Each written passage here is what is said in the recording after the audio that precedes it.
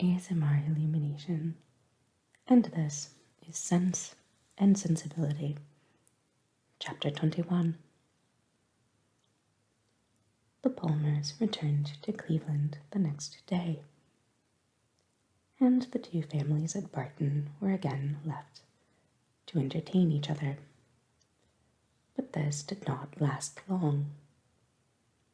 Elinor had hardly got their last visitors out of her head, had hardly done wondering at Charlotte's being so happy without a cause, at Mr. Palmer's acting so simply with good abilities, and at the strange unsuitableness which often existed between husband and wife, before Sir John's and Mrs. Jennings's active zeal in the cause of society procured her some other new acquaintance to see and observe.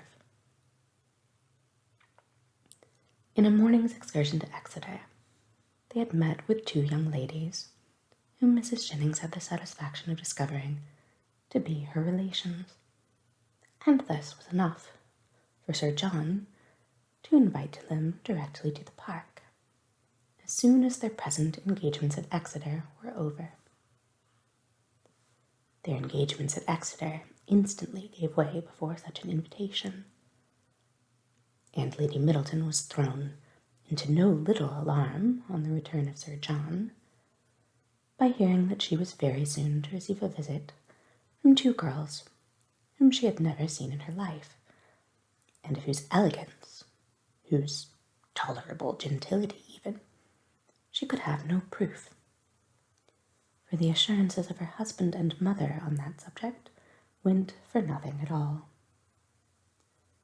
Their being her relations, too, made it so much the worse, and Mrs. Jennings's attempts at consolation were therefore unfortunately founded when she advised her daughter not to care about their being so fashionable, because they were all cousins and must put up with one another.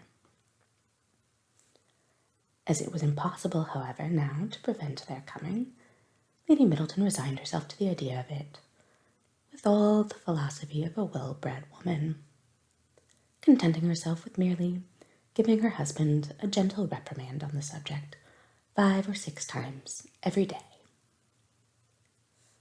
The young ladies arrived. Their appearance was by no means ungenteel or unfashionable. Their dress was very smart, their manners very civil. They were delighted with the house, and in raptures with the furniture, and they happened to be so dotingly fond of children that Lady Middleton's good opinion was engaged in their favour before they had been an hour at the park.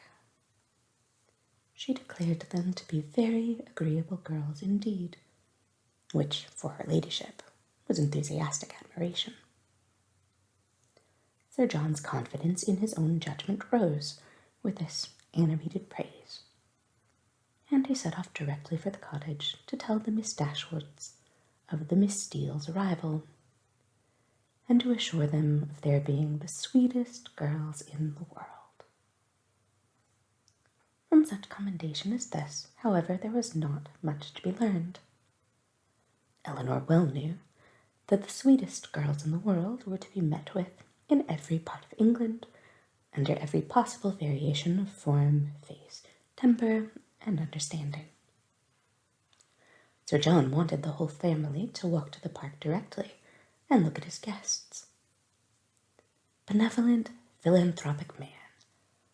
It was painful to him even to keep a third cousin to himself. "Do come now," said he. "Pray come. You must come. I declare you shall come. You can't think how you will like them. Lucy is monstrous pretty, and so good-humoured and agreeable. The children are all hanging about her already, as if she was an old acquaintance. And they both long to see you, of all things, for they have heard at Exeter that you are the most beautiful creatures in the world, and I have told them it is all very true, and a great deal more. You will be delighted with them, I am sure. They have brought the whole coach full of playthings for the children. How can you be so cross as not to come? Why, they are your cousins, you know, after a fashion. You are my cousins, and they are my wives, so you must be related. But Sir John could not prevail. He could only obtain a promise of their calling at the park within a day or two, and then left them in amazement at their indifference, to walk home and boast anew of their attractions to the Miss Steeles, as he had been already boasting of the Miss Steeles to them. When their promised visit to the park and consequent introduction to these young ladies took place, they found in the appearance of the eldest, who was nearly 30, with a very plain and not a sensible face, nothing to admire, but in the other, who was not more than 2 or 3 and 20, they acknowledged considerable beauty. Her features were pretty, and she had a sharp, quick eye, and a smartness of air, which, though it did not give actual elegance or grace, gave distinction to her person. Their manners were particularly civil, and Elinor soon allowed them credit for some kind of sense, when she saw with what constant and judicious attentions they were making themselves agreeable to Lady Middleton. With her children they were in continual raptures, extolling their beauty, courting their notice, and humouring all their whims. And such of their time as could be spared from the importunate demands which this politeness made on it, was spent in admiration of whatever her ladyship was doing, if she happened to be doing anything, or in taking patterns of some elegant new dress in which her appearance the day before had thrown them into unceasing delight. Fortunately for those who pay their court through such foibles, a fond mother, though in pursuit of praise for her children the most rapacious of human beings, is likewise the most credulous. Her demands are exorbitant, but she will swallow anything, and the excessive affection and endurance of the Miss Steeles towards her offspring were viewed, therefore, by Lady Middleton without the smallest surprise or distrust. She saw with maternal complacency all the impertinent encroachments and mischievous tricks to which her cousins submitted. She saw their sashes untied, their hair pulled about their ears, their work-bags searched, and their knives and scissors stolen away, and felt no doubt of its being a reciprocal enjoyment. It suggested no other surprise than that Elinor and Marianne should sit so composedly by, without claiming a share in what was passing. "John is in such spirits today," said she, on his taking Miss Steele's pocket handkerchief and throwing it out of window. "He is full of monkey tricks." And, soon afterwards, on the second boy's violently pinching one of the same lady's fingers, she fondly observed, "How playful William is! And here is my sweet little Anna Maria," she added, tenderly caressing a little girl of 3 years old, who had not made a noise for the last 2 minutes. "And she is always so gentle and quiet. Never was there such a quiet little thing." But, unfortunately, in bestowing these embraces, a pin in her ladyship's headdress, slightly scratching the child's neck, produced, from this pattern of gentleness, such violent screams as could hardly be outdone by any creature professedly noisy. The mother's consternation was excessive, but it could not surpass the alarm of the Miss Steeles, and everything was done by all three in so critical an emergency, which affection could suggest as likely to assuage the agonies of the little sufferer. She was seated in her mother's lap, covered with kisses, her wound bathed with lavender water by one of the Miss Steeles, who was on her knees to attend her, and her mouth stuffed with sugar plums by the other. With such a reward for her tears, the child was too wise to cease crying. She still screamed and sobbed lustily, kicked her 2 brothers for offering to touch her, and all their united soothings were ineffectual, till Lady Middleton, luckily remembering that in a sense of similar distress last week, some apricot marmalade had been successfully applied for a bruised temple. The same remedy was eagerly proposed for this unfortunate scratch, and a slight intermission of screams in the young lady, on hearing it, gave them reason to hope that it would not be rejected. She was carried out of the room, therefore, in her mother's arms, in quest of this medicine, and as the 2 boys chose to follow, though earnestly entreated by their mother to stay behind, the 4 young ladies were left in a quietness which the room had not known for many hours. "Poor little creature," said Miss Steele, as soon as they were gone. "It might have been a very sad accident." "Yet I hardly know how," cried Marianne, "unless it had been under totally different circumstances. But this is the usual way of heightening alarm where there is nothing to be alarmed at in reality." "What a sweet woman Lady Middleton is," said Lucy Steele. Marianne was silent. It was impossible for her to say what she did not feel, however trivial the occasion, and upon Elinor, therefore, the whole task of telling lies, when politeness required it, always fell. She did her best, when thus called on, by speaking of Lady Middleton with more warmth than she felt, though with far less than Miss Lucy. "And Sir John, too," cried the elder sister. "What a charming man he is!" Here, too, Miss Dashwood's commendation, being only simple and just, came in without any eclat.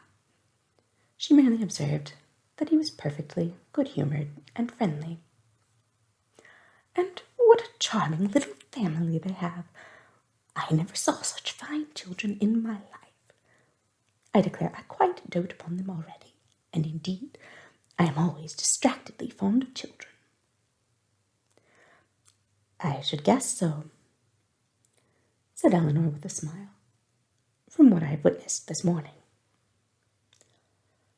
"I have a notion," said Lucy, "you think the little Middletons rather too much indulged. Perhaps they may be the outside of enough, but it is so natural in Lady Middleton, and for my part I love to see children full of life and spirits. I cannot bear them if they are tame and quiet."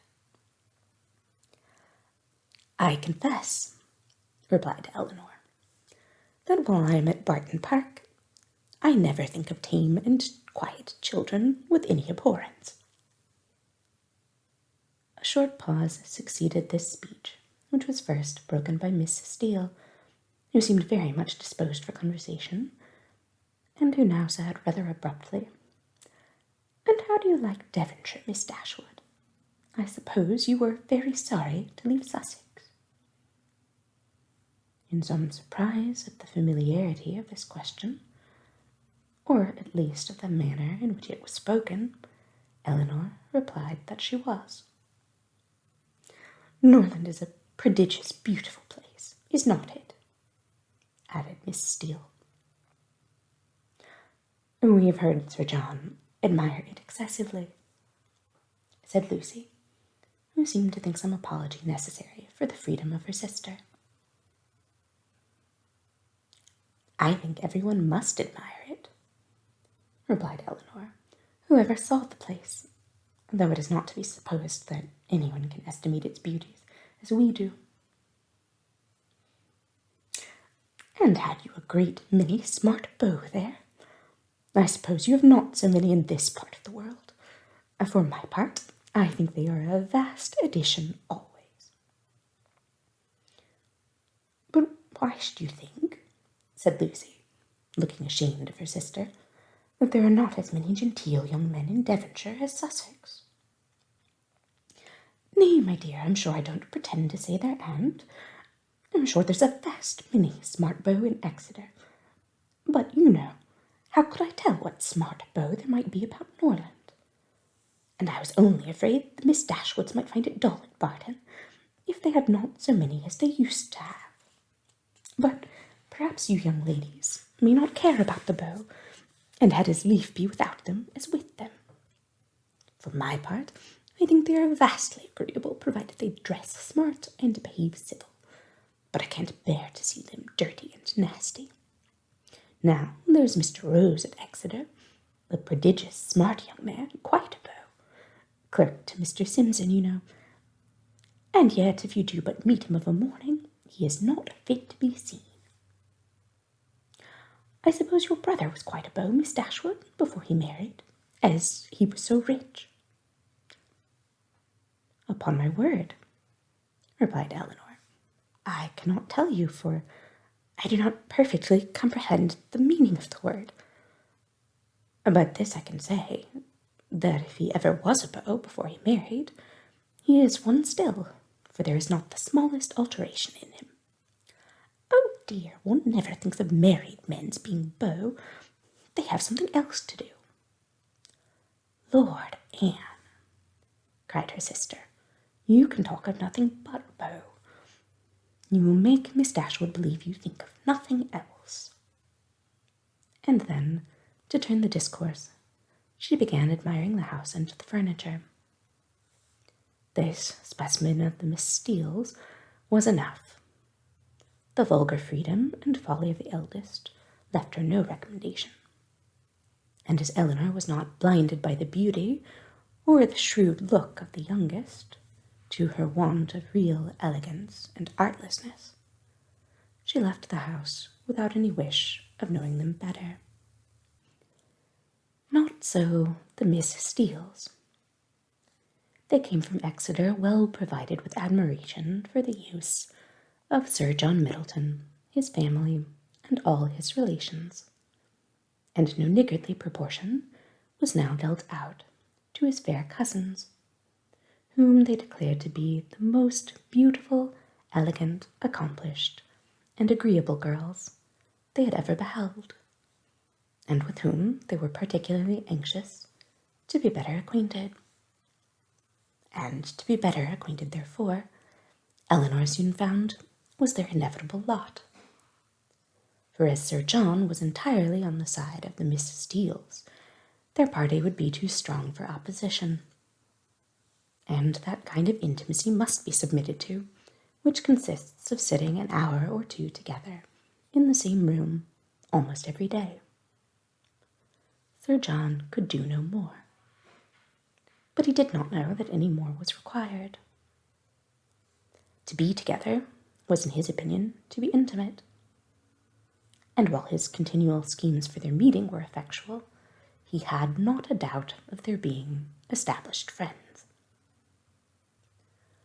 To do him justice, he did everything in his power to promote their unreserve, by making the Miss Steeles acquainted with whatever he knew or supposed of his cousins' situations in the most delicate particulars.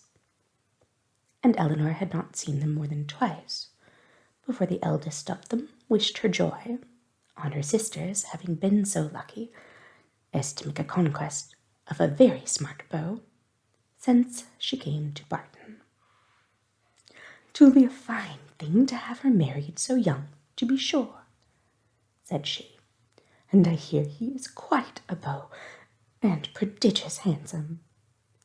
And I hope you may have as good luck yourself soon, but perhaps you may have a friend in the corner already."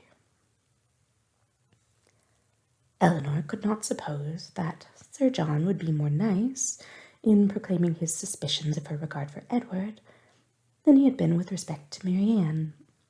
Indeed, it was rather his favourite joke of the two, as being somewhat newer and more conjectural. And since Edward's visit they had never dined together without his drinking to her best affections, with so much significancy and so many nods and winks as to excite general attention.